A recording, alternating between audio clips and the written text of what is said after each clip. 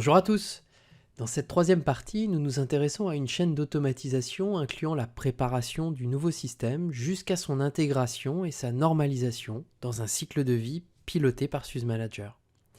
Grâce au système de déploiement PXE inclus dans SUSE-Manager, il nous est possible d'obtenir simplement une automatisation très avancée. Décrivons une chaîne d'automatisation de déploiement de système. Nous considérons deux branches, machine virtuelle et machine physique. Ne vous inquiétez pas, nous aborderons la part des conteneurs dans d'autres vidéos. Pour cette première étape, la forme logicielle des machines virtuelles permet une automatisation efficace. Des outils comme SoulCloud, Terraform ou l'appel aux API des hyperviseurs ou de leurs orchestrateurs sont utilisables. Ils nous permettent de construire l'enveloppe décrivant la machine virtuelle, combien de CPU, de RAM, quel disque, quel accès au réseau. La machine physique possède l'inconvénient de devoir être déployée. Cependant, une fois cette étape musculaire passée, de nombreux outils existent pour normer automatiquement le matériel. Nous vous invitons notamment à découvrir le projet Redfish pour automatiser les configurations des BIOS, des cartes contrôleurs ou tout autre périphérique.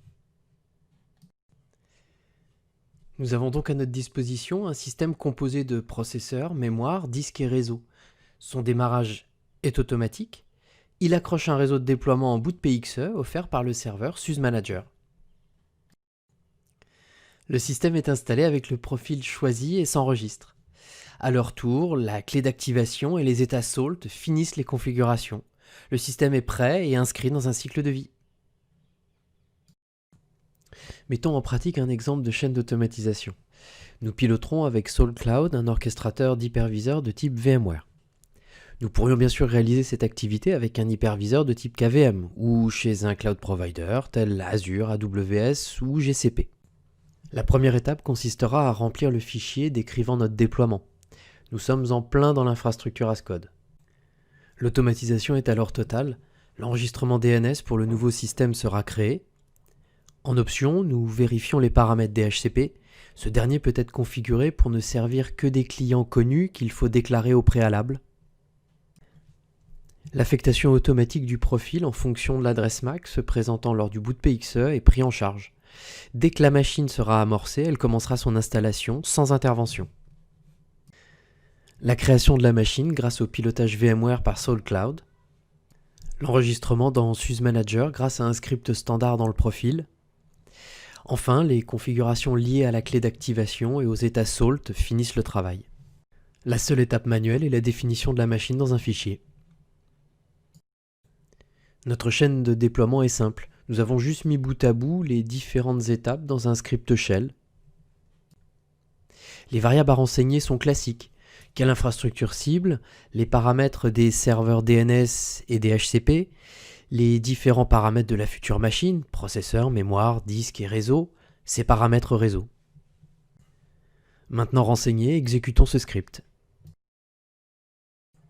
L'enregistrement DNS est créé. Ici, nous vérifions que notre serveur DHCP, qui est fermé, possède bien l'enregistrement de notre système. Nous lions le profil à utiliser à la MAC adresse de l'interface PXE du système. Enfin, la machine virtuelle est créée avec SoulCloud. À ce moment-là, nous pouvons suivre les opérations sur l'infrastructure VMware et sur la console de la machine fraîchement créée. Le profil est appliqué lors de l'installation. Accélérons un peu le temps. L'installation va utiliser les canaux de patch et de mise à jour fournis par SUSE-Manager, donc instantanément cohérents avec la politique de l'infrastructure. Enfin, le script d'installation enregistre le nouveau système sur SUSE-Manager.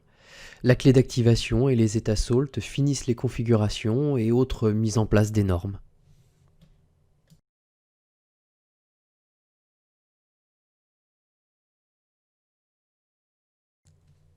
Merci d'avoir suivi cette vidéo sur SUSE-Manager et ses capacités d'automatisation. Nous avons pu voir un exemple simple de chaîne d'automatisation utilisant du SALT et une plateforme VMware. Amis des systèmes et de la production, à très bientôt!